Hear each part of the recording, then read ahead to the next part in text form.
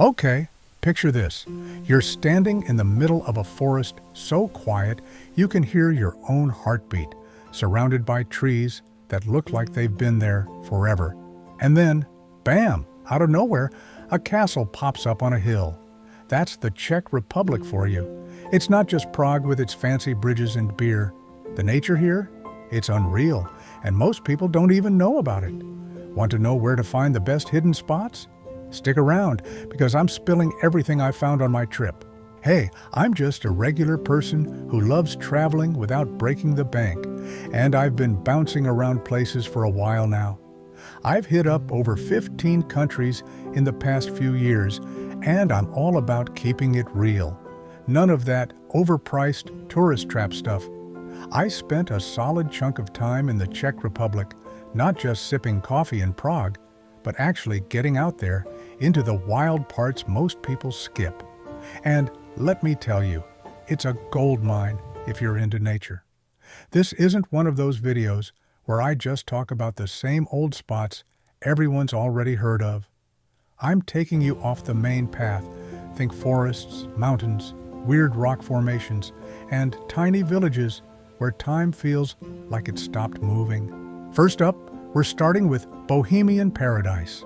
Yeah, the name's not lying. It's paradise if you're into nature mixed with some crazy history.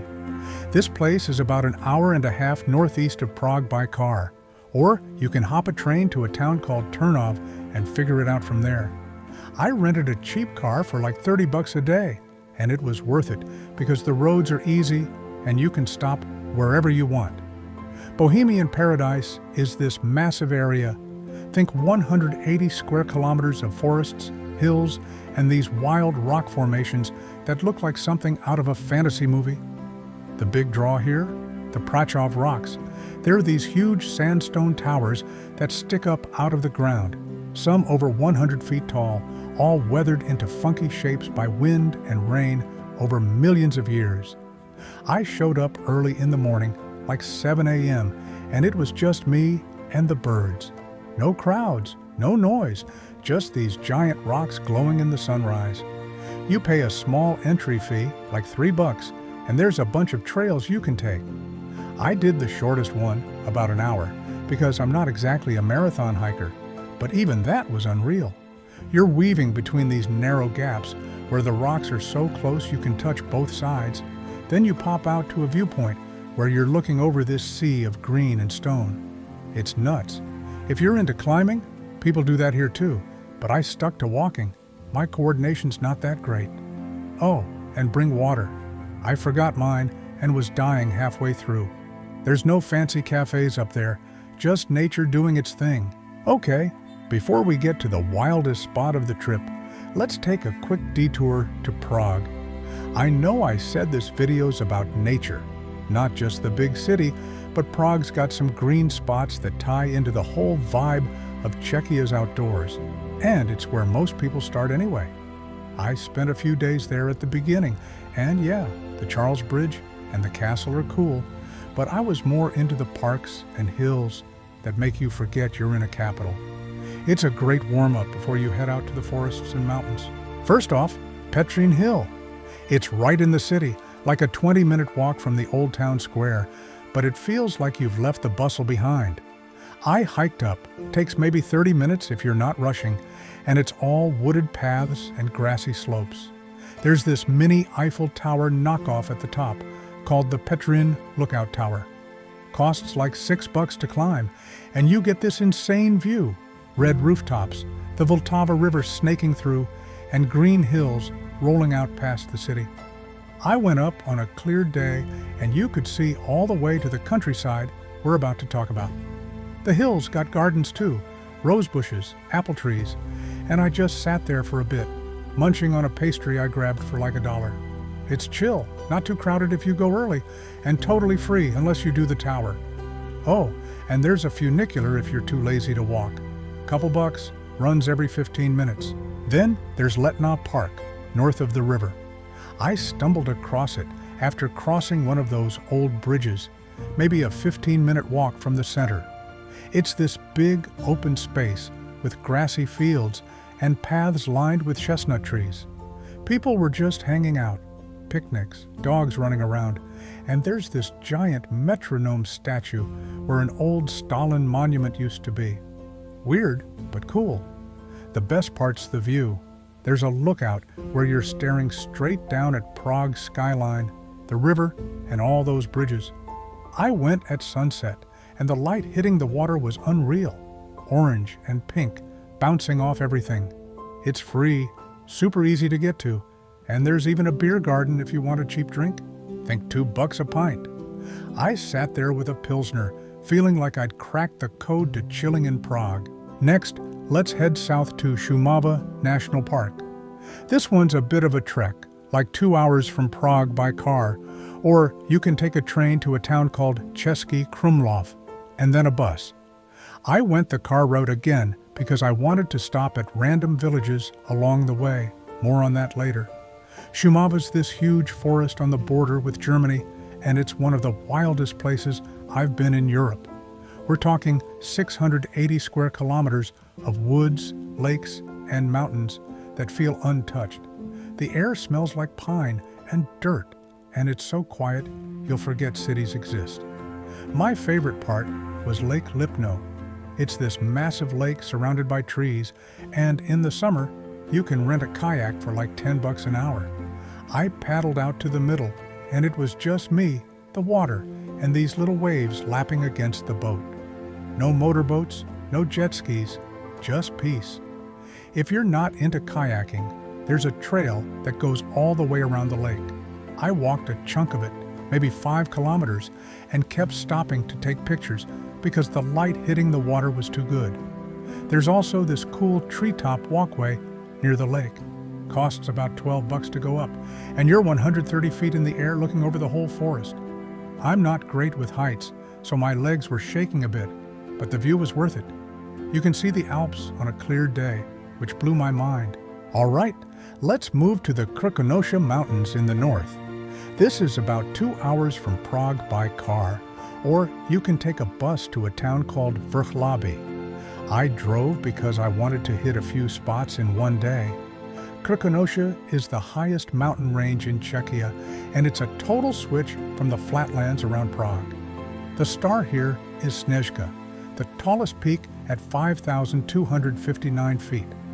I'm not a hardcore climber, so I took the cable car up from a town called Pekpod Sněžko. Costs about $15 round trip. The ride's quick, like 10 minutes, and you're just dangling over these pine forests with the wind whistling past. At the top, it's a whole different world. You're above the tree line, and on a clear day, you can see Poland to the north and all these rolling hills to the south. I went in early fall, and the colors were popping. Reds, oranges, yellows, all over the slopes. There's a little post office up there, the highest in Czechia, and I sent a postcard to my mom for like $1. The wind was nuts though.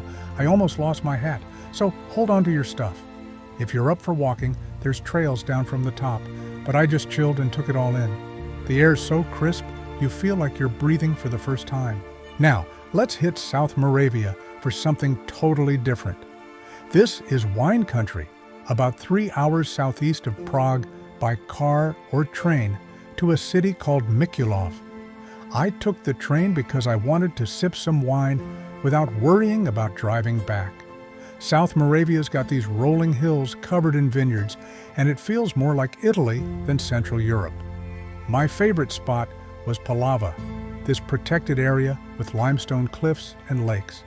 I stayed in a little guest house in Mikulov for like $25 a night. Super basic, but clean and right in town.